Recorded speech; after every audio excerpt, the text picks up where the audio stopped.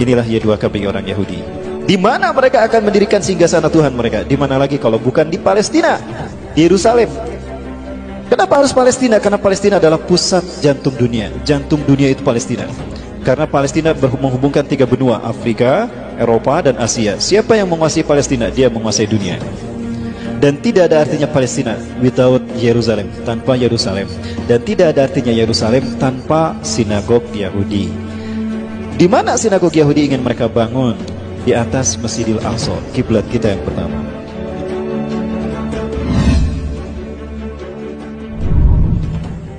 Mereka invisible hand, Zionis Yahudi. Mereka punya agenda besar. Nah, nggak boleh ada yang menghalangi agenda besar ini.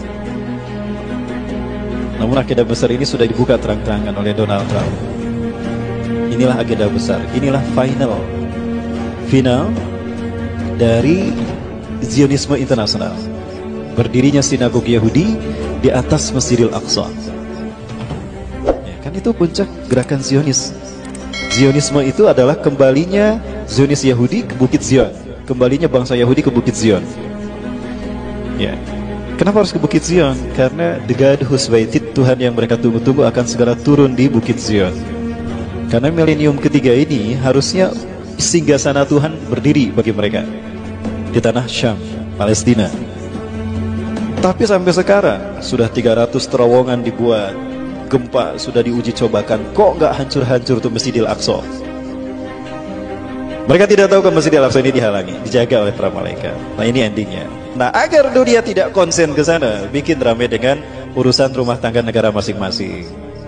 Ya, kasus pelecehan Al-Quran lah, penistaan Islam lah, penistaan ulama lah. Sekarang apa lagi? Pembunuhan para ulama. Ya. Saya ingin membahas apa yang dikemukakan oleh Donald Trump. Therefore, I have determined that it is time to officially recognize Jerusalem as the capital of Israel. While previous presidents have made this a major campaign promise, they failed to deliver. Today, I am delivering. I've judged this course of action to be in the best interests of the United States of America and the pursuit of peace between Israel and the Palestinians. This is a long overdue step to advance the peace process and to work towards a lasting agreement. Israel is a sovereign nation with the right, like every other sovereign nation, to determine its own capital. Acknowledging this is a fact is a necessary condition for achieving peace. Inilah arti dari pernyataan Donald Trump. Hikmah yang bisa kita petik, makna yang dikandung dari tersirat pernyataan Donald Trump tadi.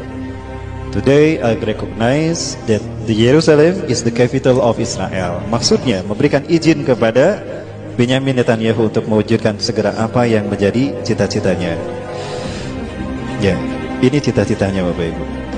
כל אחד אבל נמצא צריך מגזר זה ברכה והצלחה שתפלה ולתשיר באתי לבקש את זה בכל העניינים גם הלאומי מה שישראל לאחרונה נמצאו כמה עניינים פתחו כמה מה שרואה עוד וגם אתה שעדיין משיח ליבו אז הייתה מה שהוא ומה הגיעתו ועושים הכנראה שהיא מספיק שהיום כבר שוד כמה שוד בגיל עדיין ליבו אבל יש עוד כמה שעות אבל יש להשתדל גם היום ובשורות טובות שמחה וטוב לראות. Sudah banyak kemajuan yang kamu lakukan Benyamin Netanyahu, maka kami pilih lagi jadi Perdana Menteri Israel. Padahal dulu sudah menjadi PM Israel dua periode. Ya, setelah itu diganti oleh Ehud Barak dari Partai Buruh, diganti oleh Ehud Ariel Sharon, lalu diganti oleh Ehud Olmert, kemudian diganti lagi oleh dia. Di antara Perdana Menteri Israel yang progresnya bagus untuk mendirikan singgasana Yahudi, singgasana Tuhan ini Benyamin Netanyahu. Dia bertemu dengan pimpinan Rabi Yahudi Zionis Ashkenazim. Dia berkata banyak kemajuan yang sudah kau raih, tapi ada satu ya yang belum berubah. Mesias belum juga datang. Ya, kenapa?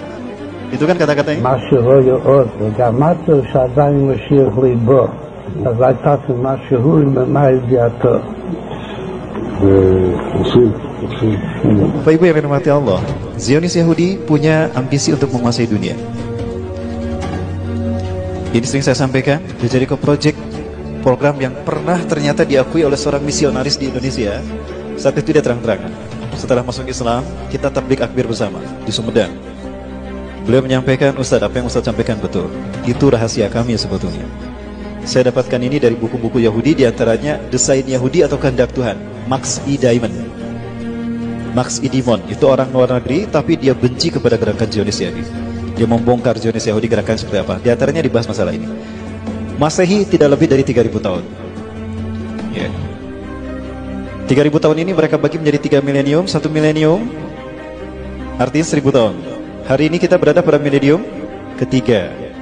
Milenium ketiga inilah yang disebut dengan Y2K. Y2K kadang orang mengenalnya sebagai era kebangkitan teknologi, globalisasi, dan informasi. Bukan, itu kamuflase.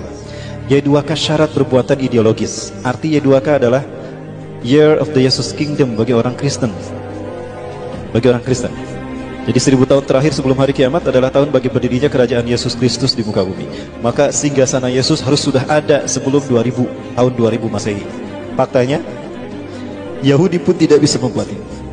Ya. Bagi orang Yahudi sama.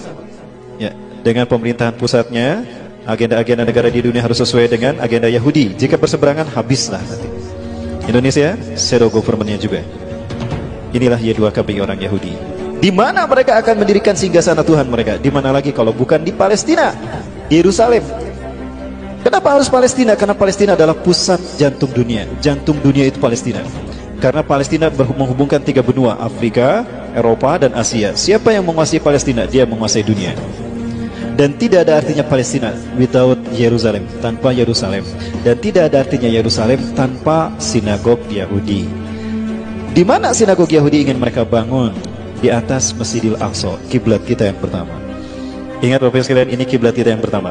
Rasulullah sebelum menghadap ke Mekah, ketika masih berada di Madinah, setelah Isra Mi'raj, Rasulullah SAW menghadap ke sini 16-17 bulan. Setelah turun surat Al-Baqarah 144 menghadap ke Masjidil Haram. Ya, masjid ini menjadi masjid pertama digunakan sholat asar menghadap ke Ka'bah. Tadinya kemana we para sahabat, kaum muslimin yang ada di Palestina sholatnya? Ayo nupa tonggong-tonggong, nupa harup-harup, ya. Ada. Karena kiblatnya kita mau sholat di situ kemana aja nggak apa-apa. Tapi setelah turunnya surat Al-Baqarah 144 semuanya menghadap ke Ka'bah. Apa yang terjadi? Pernah saya lihat pernyataan Donald Trump ini artinya memberikan izin kepada Yahudi untuk menghancurkan masjid ini dan mereka ganti dengan sinagog Yahudi. Ini nanti yang akan berdiri, dan ini kesepakatan yang antara Yahudi dengan Amerika bahwa sinagog yang akan dibangun seperti ini. Mereka akan bersambung menyambut Tuhan mereka, Mesias atau Al-Masih, teman-teman sekalian. Kalau ini terjadi dan kita masih hidup, malulah kita di hadapan Allah. Kita mayoritas tidak bisa melindungi kiblat kita yang pertama. Ya, lebih baik kita sudah syahid ketika ini terjadi. Namun apa yang terjadi para sekalian? Insya Allah mimpi Yahudi ini tidak akan terjadi. Bapak Ibu yang dirahmati Allah, tahun 1947 PBB memutuskan membagi dua Palestina, 56% bagi Israel, 44% bagi Palestina. Maka Palestina yang tadinya mayoritas dikuasai kaum muslimin berubah menjadi dikuasai Israel, Bapak Ibu. Nah, ini Palestina di tahun 1946, yang warna hijau ini kaum muslimin, yang warna putih ini adalah Israel, Yahudi. Tidak lebih dari 8,5%.